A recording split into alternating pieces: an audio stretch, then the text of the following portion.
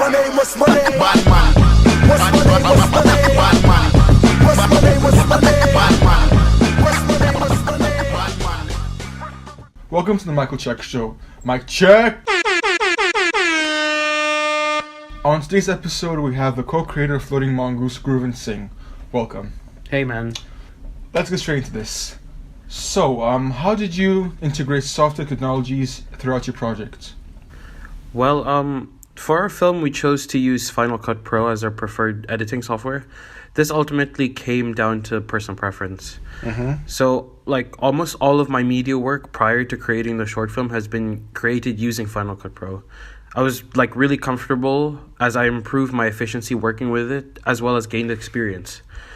Last year, during AS, I chose iMovie as my first editing platform, and then eventually engaged into Final Cut Pro. Oh, right. iMovie proved to be useful for simple editing purposes in terms of like cutting, keying, and as well as basic text and transitions. A limitation of iMovie that proved to be very significant is the ability to move text. The text shown on iMovie can only be displayed on screen to a fixed position on frame. So this provides very little freedom for me in order to animate and move the text around. Ah, I see. Final Cut Pro is different. Final Cut Pro strives in this field. I'm able to manipulate the text seen on screen with very little limit to my ideas. For example, I was able to create the non-diegetic alarm clock effect shown on the screen during Soap waking up in Floating Mongoose. This also improved our branding, as I was able to animate the Go Film Yourself logo to shake. This recurring element allowed me to help in terms of the production company, so it created an iconic appearance when presented on screen. I believe that a good editing software should have the ability to solve issues that were made during production, in post. One of Final Cut Pro's useful features is the ability to stabilize footage. This is advantageous in order to fix shots that consist of long handheld takes, particularly the one in Chief's office with Soap walking in. And Final Cut Pro offers more for the users since they have a lot of built-in transitions and installed effects, both in video and audio. So, for instance, the SLR effect created a DSR-looking template in order to present the sequence of Soap taking photos in a quicker and smoother way, which the audience will understand. Audio effects were also used in order to alter non-diegetic sounds, primarily the soundtrack, to use as a sound bridge in order to transition between shots. This can be seen in the transition between the morning routine and Chief's briefing, as the car radio effect was used on the audio of Barbra Streisand, the song Barbra Streisand, in order to filter out. I had past experience with this in my short film during the AS. Final Cut Pro also allowed external effects and transitions to be imported into the software. A YouTuber named Ryan Nangle created royalty-free plugins and transitions, and I was able to import them and eventually use them in our final film. These pans and sweep transitions are seen between various scenes in the film. I added built-in sound effects that Final Cut Pro had to offer in order to complete these transitions. It was my first time creating the gun muzzle flash effect used in the training sequence. However, due to the multiple blending options in Final Cut Pro, it made it more user-friendly to edit the stock footage. This also accounts for the blending options for chroma key. Compared to iMovie, Final Cut has more options such as the spill level and strength to create smoother looking effects, like in our newscasting shot, which utilizes a green screen. Okay. Final Cut Pro also encourages functions to be done manually compared to iMovie, which improves my technicality of editing in the long term. So, for example, as a group, we plan to make use of a split screen in our morning sequence between the opposing characters. iMovie has a built-in feature that automatically splits 2 layers of footage to create 2 shots in one frame, but this limits the editor's creativity. So with Final Cut Pro, I was able to manipulate the split screens by transforming, layering, and using keyframes in order to animate the footage, as well as creating different looking frames for the shots. It can be seen during the morning sequence as well as the training one. Attention to detail can also be achieved as Final Cut Pro specifically displays the numbers of the X and Y axes as well as the degrees of rotation. This pushes elements such as composition further, as I was able to get shots framed extremely accurately. And lastly, Final Cut Pro has a user-friendly interface and allows for quick shortcuts to various tools such as the blade and trim and range selection tool. One other feature that is commonly overlooked is that this software carries out background tasks. This means that thumbnails, waveforms, and footage rendering is being done while you simultaneously work. This overall, it contributes to efficient work being done and made it more time manageable for me to create the final short film.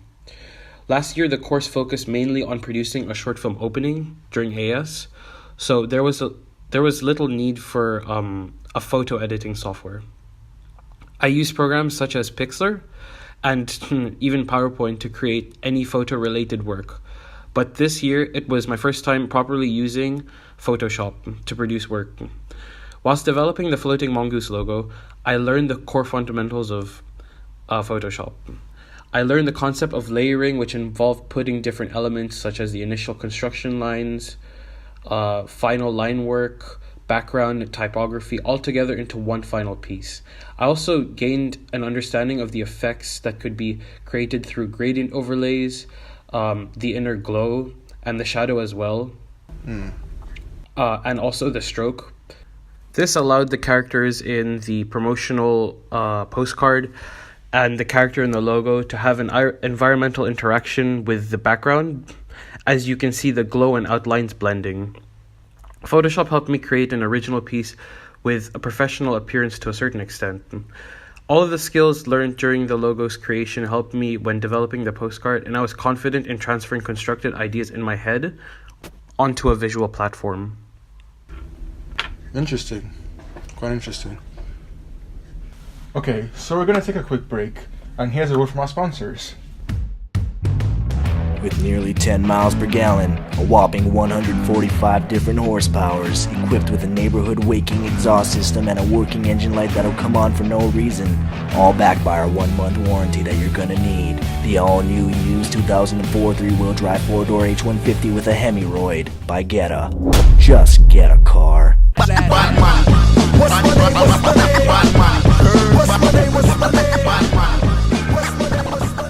And we're back. In case you missed the beginning, we're here with Dhruv and Singh, the co-creator of Floating Mongoose.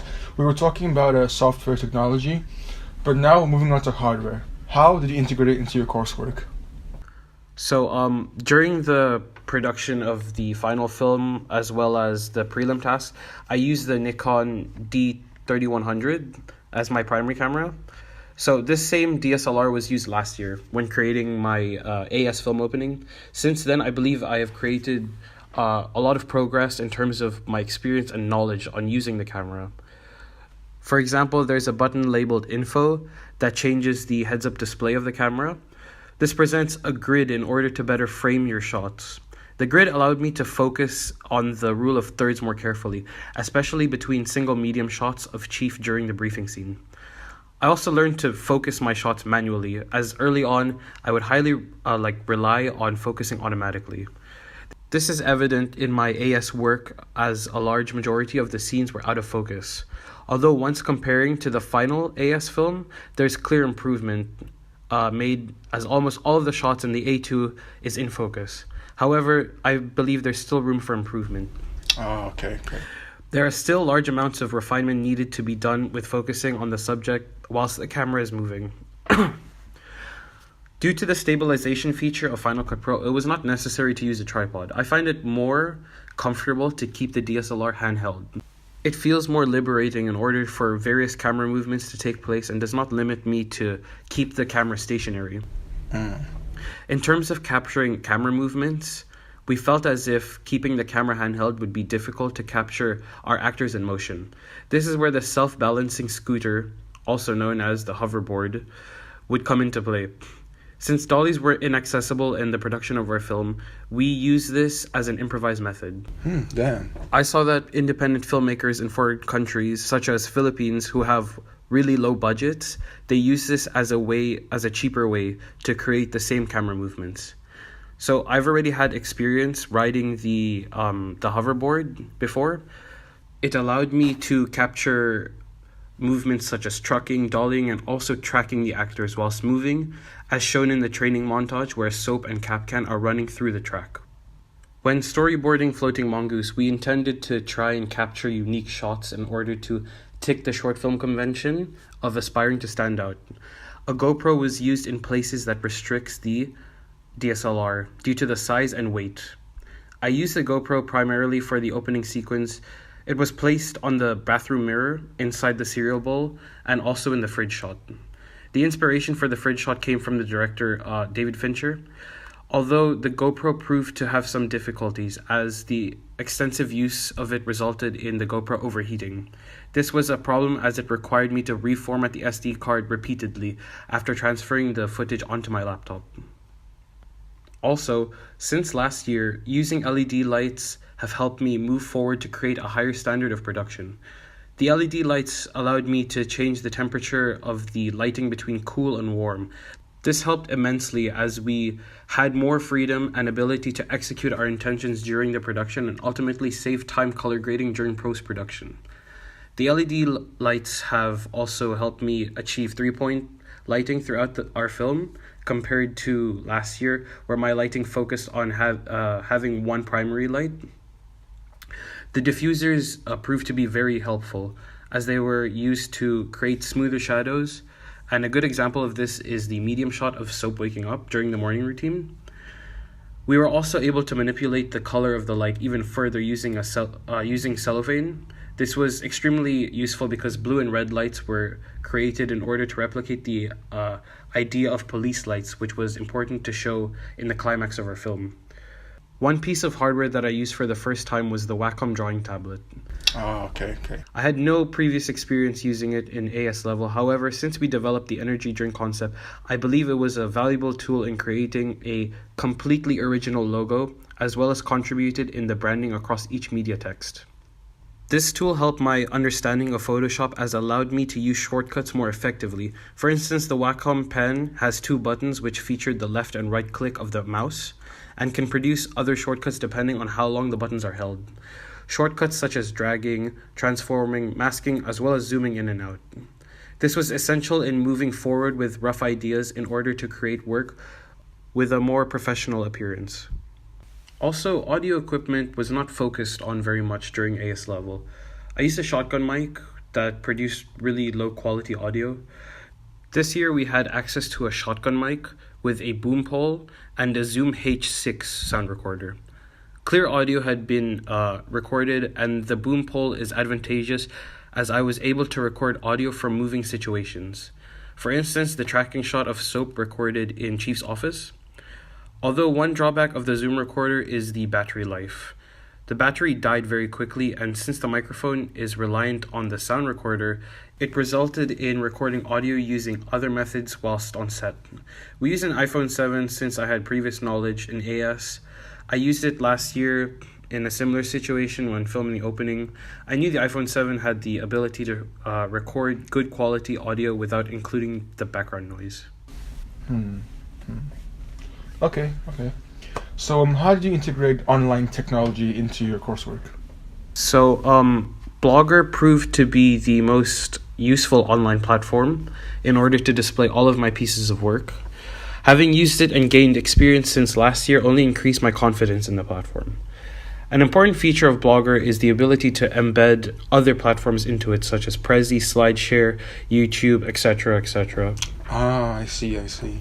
This makes it easier to display the information to the reader as they are able to view various media texts through one platform. Blogger has also allowed me to personalize the appearance of my work, which is an additional advantage as I have more freedom on how my pieces of work are laid out. Although the only limitation of Blogger is the heavy reliance of SlideShare. Word documents and PowerPoints are unable to be directly added to Blogger due to the format, resulting in me transferring all the documents into SlideShare first and then embedding the code onto Blogger. This was initially an irritating issue that became apparent last year, as it would be time consuming to repeatedly upload and reformat pieces of work. However, it encouraged me to find different methods of presenting work. For example, instead of using PowerPoint, I use alternatives such as Prezi and Google Slides. These also offered different layouts, which was a good change in presenting my work. And instead of using SlideShare, I would export documents as JPEG images to post onto Blogger directly.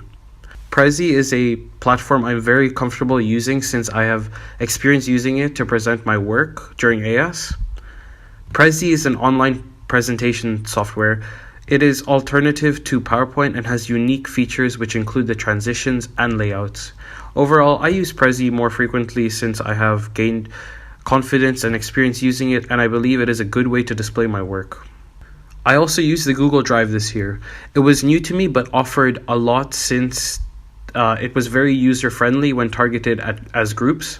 So as a group, we found Google Drive to be more helpful during pre-production phases, as platforms offer the feature for all of us to work on at the same time.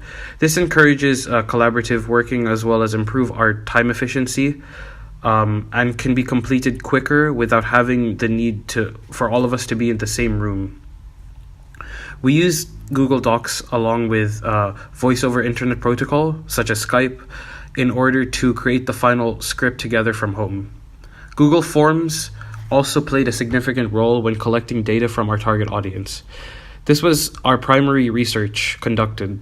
The ease of use for Google Forms allowed us to create simple survey that can be accessed by anyone with an internet connection, and also create different ways to display the results.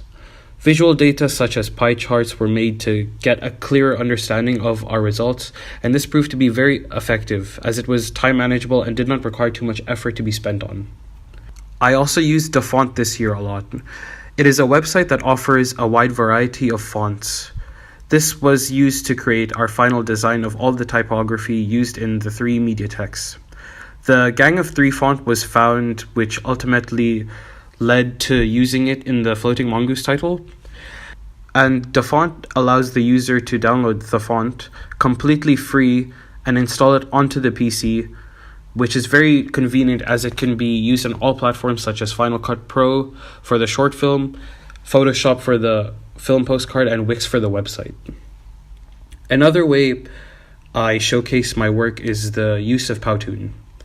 I have past experience with Powtoon from last year, however, I find it to have a lot of limitations. I am limited with putting in vast amount of text. The layouts are also very limited depending on if you are a paid user or a free one. I find Powtoon to be less user-friendly compared to other platforms such as Prezi, and requires me to pay close attention to the duration of the clips within the sequence. I only use Powtoon for blog posts that do not have to be showcased to the target audience, mainly production journeys. So I also research other methods to present my work, and I came across Canva. Canva is a free graphic design tool that uses the drag and drop feature similarly to Wix. I use this mainly when creating more informative pieces of work, which include the analysis of short film postcards. It is very user-friendly and advantageous due to the large variety of templates, font, and stock images. A good feature of Canva is allowing other files to be imported onto the platform, even though it's mainly images. In order to achieve digital convergence, we needed to create social media pages for our production company, Go Film Yourself. Facebook allowed us to create a page that represents us as a group rather than individuals, and we were able to admin what was released on the page. This is beneficial for the target audience who are interested in the filmmakers. The Facebook page is a platform aimed specifically at the film company behind Floating Mongoose. I also created QR codes in order for the page to be accessible from the postcard. This is an easy method for our target audience to reach the page, as all they require is a QR reader, which is free to download on their phone.